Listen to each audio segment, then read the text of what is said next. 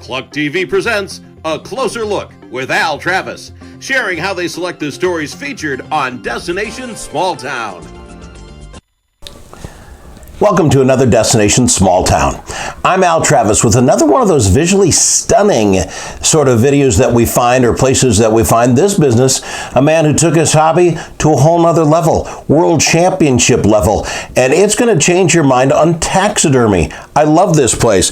It is Dale Selby's Wildlife Taxidermy Studio in Nicollet, Minnesota. We've got him on the line with us, and I'm hoping he doesn't mind. We're going to jump right to him. Dale, do me a favor. Could you show me some of your shop? Hey Al, glad you could join us. I'd like to tell you about our shop. Can you give a little bit of a history of your place, Dale? Yeah, in 1971 I flew home from Vietnam and I got interested in taxidermy. And there wasn't many taxidermists then, and I decided to start doing it as a hobby. Well, the neighbors found out that I could mount things, and they started bringing me different things to mount. And I thought, well, I might as well mount them. I'll make a little money, and that'll pay for the stuff that I wanted to mount. Because basically, I just wanted to taxidermy the stuff that I shot, the trophies that I shot. Well, then the National Taxidermy Association was getting going in about 1972. And I went to the first convention in Owensboro, Kentucky, and I ran into a fella, Jim and Sheila Fredrickson, Evergreen Taxidermy in Cambria, Wisconsin. Nicest man you'd ever want to meet. And he said, you come over to my place.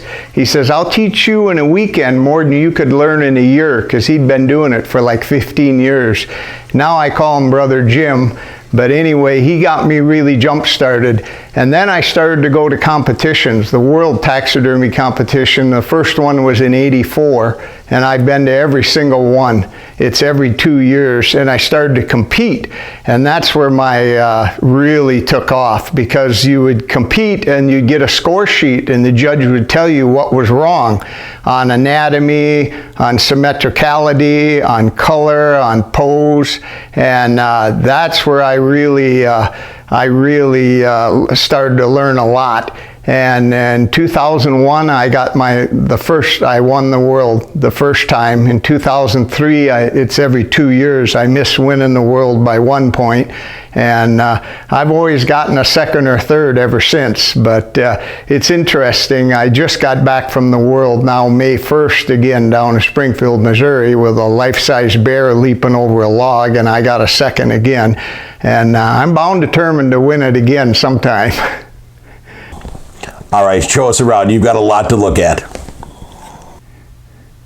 You bet, Al. I'd love to give you a tour of some of the animals we have here. Here's an interesting one. I always wanted a saber-toothed tiger, and they've been extinct for 30,000 million years. So I got a saber-toothed tiger skull, an exact casting that was found in a tar pit in California. And I casted the teeth, and I took a female lioness cape, because their skulls are identical, and I made a recreation saber-toothed tiger shoulder pedestal mount, which was an interesting piece, and I entered it under recreation and got a third place in the world with it, which was kind of neat. Here's an interesting mount over here. This is the baboon, a big male baboon. He weighed 42 pounds. And I was in Africa hunting, and I really wanted one of these, so we baited a whole bunch of them in, and I shot this big male with my bow and arrow, and it was really exciting. And I mounted him. They have longer teeth than a leopard. They really have some canines on them. They're actually quite a dangerous animal. And here's another mount that's kind of neat. This is a nice male wolverine. I got it out of British Columbia, and I mounted it standing up on this moose rack, and it's kind of a neat mount that we did. And then on the wall, you see we've got birds and some reproduction sharks and sailfish and different fish that we've done, either skin mounts, or a lot of these are reproduction castings of, because they don't, the skin mount on ocean fish don't mount very good. And over here we have a large tarpon up on the wall, which is probably the most fightinest fish there is. They're unbelievable. And here we have a large peacock standing, which is kind of a very impressive bird. Wow, you have just a ton of animals. This is amazing. You bet, Al. We got a lot of animals you can see here. Here's a real nice pronghorn antelope that I shot with a bow and arrow in Wyoming that made Pope and Young. We did it running on one leg. And then over here, we've got this was a Siberian tiger I bought from a guy in Sanborn, Minnesota. He weighed 509 pound, 12-year-old male. Always wanted a Siberian tiger because they are just a gorgeous animal. And here's a large male hyena. And they're a little bit bigger and stronger than a lot of people think they are, but they're a very efficient predator, and he's a really big male. And there's the backside of an Asian ibex. I traveled to Kazakhstan, Russia, and shot that at 14,000 feet. It was one of the toughest hunts I've ever been on. And then there's the backside of a 10-foot brown bear. I shot him on the Kamchatka Peninsula in Russia.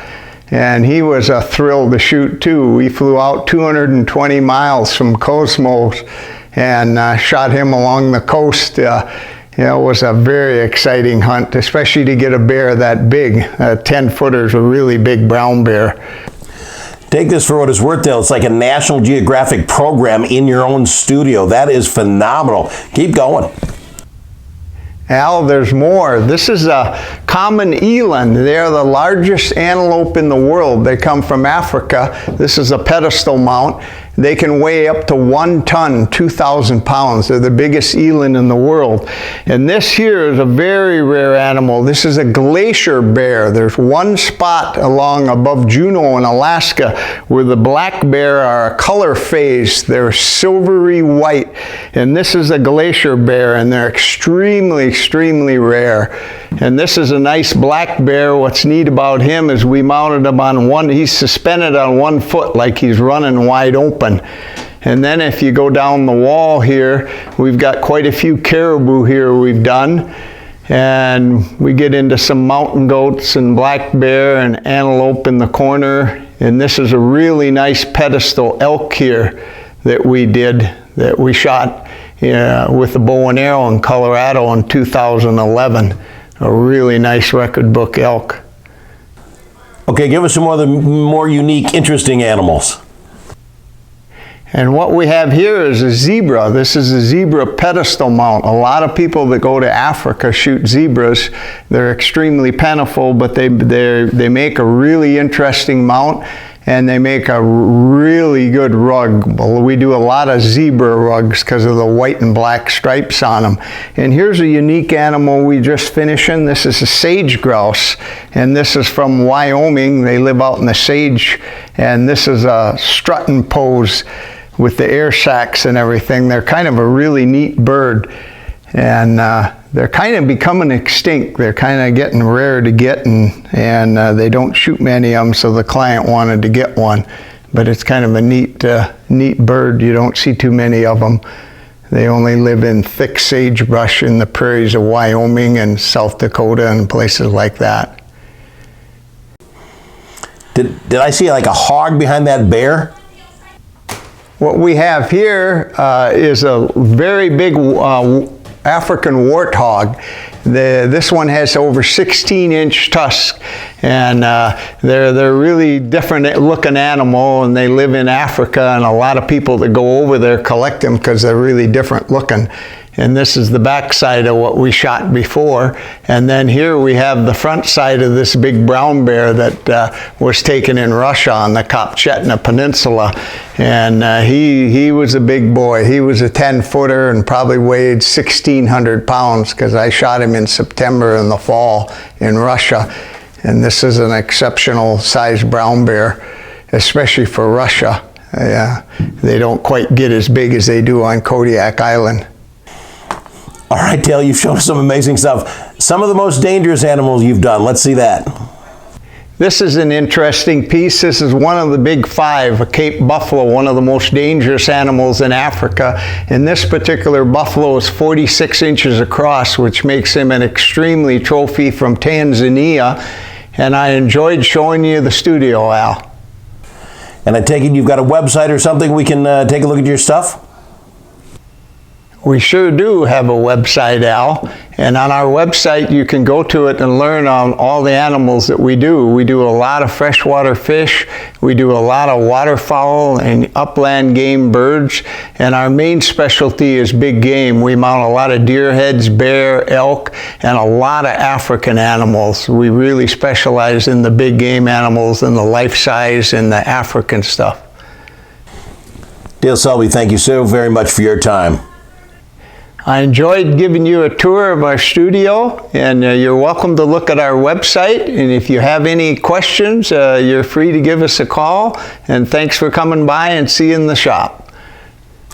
Another great destination small town business. That's right. It is the Dale Selby Wildlife Taxidermy Studio. What a fantastic business. Stop in when you're in Nicollet. And if not, you've got something you need to have mounted. Obviously, he's the guy. This is Destination Small Town.